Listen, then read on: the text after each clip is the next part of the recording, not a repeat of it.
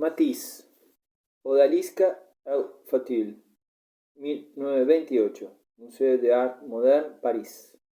Óleo sobre tela 60 por 73 centímetros. Henri Matisse nació en Cateau, departamento de Nord, en 1869.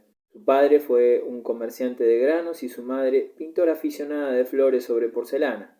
Después de los estudios primarios empezó la carrera de leyes, pero en 1890, durante un periodo de convalecencia, Matisse leyó un libro titulado «Cómo pintar».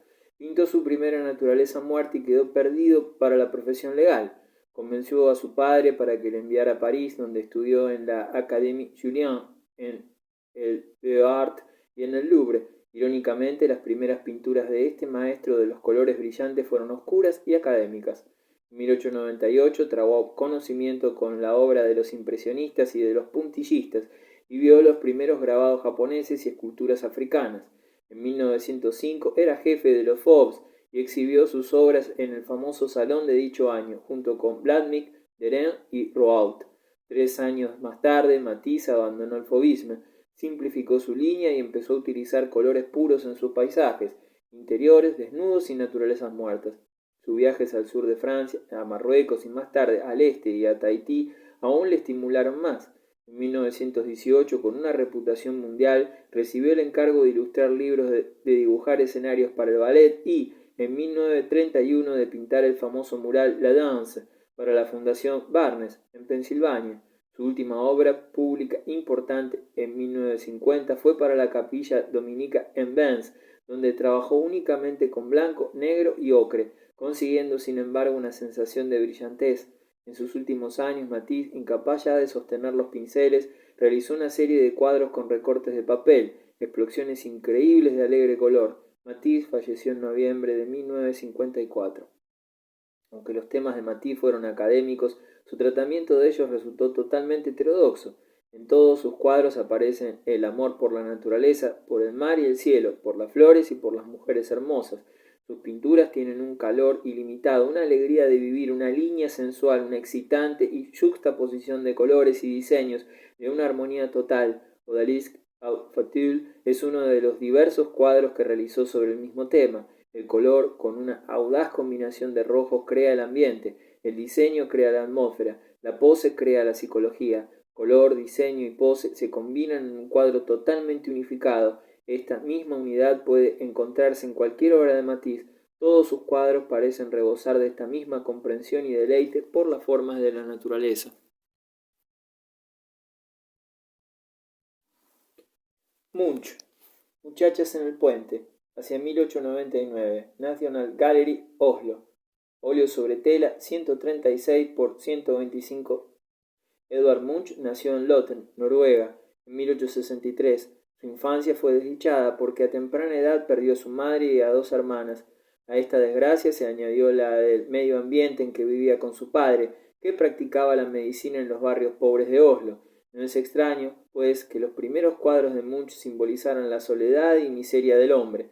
Después de estudiar en Oslo, Munch recibió una beca del gobierno que le permitió ir a París. Allí vio la obra de Cézanne, Pissarro, Lautrec, Van Gogh y Gauguin. Excepto en algunas vacaciones veraniegas, Munch permaneció alejado de Noruega durante casi 20 años, viajando mucho y viviendo en varios periodos en París, en el sur de Francia, en Italia y en Alemania, aunque sus cuadros habían de ejercer más tarde una influencia enorme sobre los artistas alemanes. La obra de Munch originó tales protestas en la exhibición de artistas de Berlín en 1892 que la exposición tuvo que cerrar sus puertas. Tampoco tuvo mucho éxito en Francia, pese a sus decorados para una representación de Peer Gynt de Ibsen en el año 1896, porque su obra era demasiado literaria para el gusto francés. En 1908, después de un colapso nervioso, Munch regresó a Noruega, donde vivió y trabajó en estricta soledad. Permaneció en Noruega hasta su muerte, en Ekely, cerca de Oslo, en 1944. Munch fue un adelantado del movimiento expresionista. Su obra simboliza la soledad humana, las escasas fuerzas del hombre en comparación con las de la naturaleza y del amor y de la muerte. Es visible en todas sus obras, óleos y gráficos, un movimiento lineal ondulado, a veces en el cielo, otras en el agua, algunas en la tierra. Esa línea recuerda a la decorativa del Art Nouveau o Jugendstil. pero en la pintura de Munch crea una impresión sobre el poder de la naturaleza y su constante movimiento. En Muchachas en el puente, la línea puede verse en el agua, en la tierra y en las ramas oscuras de los gigantescos árboles. También puede notarse aquí su uso de las superficies amplias y llenas de color fuerte, puro, similares a las utilizadas por Gauguin. Un sosiego sombrío planea sobre esta escena. Las muchachas están juntas, sin embargo, cada una permanece aislada. Se mantienen silenciosas ante la grandeza de la noche veraniega, formando un extraño contraste sus vestidos brillantes con el agua oscura que hay más abajo, y con el verdor sombrío de los árboles que dominan no solo a las muchachas, sino a los edificios blancos, al mismo tiempo que empequeñecen la luna, símbolo de esperanza. Nolde, Cristo entre los niños, 1910, Museum of Modern Art, Nueva York. Óleo sobre tela, 87 por 106 centímetros. Emil Nolde nació en 1867, en Nolde, Alemania, junto a la frontera danesa. Procedía de una antigua familia campesina y estudió el labrado de la madera en Flensburg, en el Schwerin.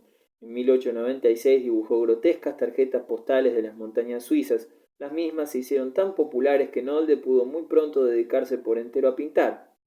Sus años de formación discurrieron en un constante deambular. Participó en los movimientos artísticos alemanes de su época, pero estaba predestinado a proseguir por su cuenta y riesgo, pues su carácter y su instinto le impedían identificarse con cualquier organización formal.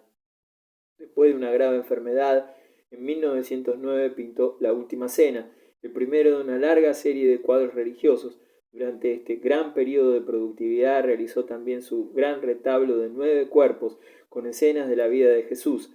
Durante 1913 y 14, Nolde viajó a los mares del sur, especialmente a Nueva Guinea, donde siguió desarrollando su ya floreciente sentido de la experiencia artística primitiva. En los años 20 era ya aclamado como el campeón del nuevo arte alemán. En 1937 el régimen nazi le declaró artista degenerado y le fueron confiscadas más de 1000 obras. En 1941 se le prohibió pintar. Nolde falleció en su hogar en Seoul en 1956. Las peregrinaciones de Emil Nolde durante sus años jóvenes fueron un anticipo de su búsqueda posterior de la realidad en el arte primitivo y en la experiencia religiosa. Para él, el valor definitivo en el arte era la expresión de las emociones primitivas mediante el uso simbólico del color. Este puede tener el poder de penetrar bajo las complejidades superficiales de las cosas, hasta la raíz de la experiencia emocional, tanto en el hombre como en la naturaleza. En sus paisajes, Nolde reduce las superficies naturales mediante la utilización de una técnica simplificada. La poesía del color no es un artificio intelectual, sino una manera intensamente personal de representar las emociones básicas, no mancilladas por el pensamiento o la reflexión. De este modo, Nolde trató de crear un mito con las emociones básicas de la humanidad y con la relación primitiva de ésta con la propia naturaleza. En sus pinturas religiosas no encontramos ninguna de las representaciones tradicionales de personajes o acontecimientos. De hecho, Nolde trata de destruir toda la historia tradicional de hechos bíblicos, tal como la hemos heredado con la literatura y el arte, a fin de recibir todo el impacto de una pintura como Cristo entre los niños. Hemos de tratar de olvidarnos de nuestras ideas convencionales respecto a cómo sería representada esta escena por los maestros clásicos. Hemos de depender del color y de la expresión elemental como signos del propuesto significado emocional de la obra. Estos signos solo parecerán oscuros si rehusamos aceptar los colores en sí como fuente de valor y de significado. Picasso, familia de saltimbanquis, 1905, National Gallery of Art, Washington, D.C., Chesterdale Collection, óleo sobre tela, 213-240 centímetros. Pablo Ruiz Picasso nació en Málaga en 1881, hijo de un pintor de retratos academicista, José Ruiz Blasco. En España es costumbre utilizar tanto el apellido paterno como el materno, y el joven pintor escogió posteriormente el más distinguido de Picasso. Su padre le dio una enseñanza sólida, académica, y cuando la familia se trasladó a Barcelona, al cumplir Picasso los 15 años, había conseguido ya una técnica formidable. En Barcelona, Picasso encontró la influencia liberal del resto de Europa y quedó especialmente impresionado por la obra de Toulouse-Lautrec.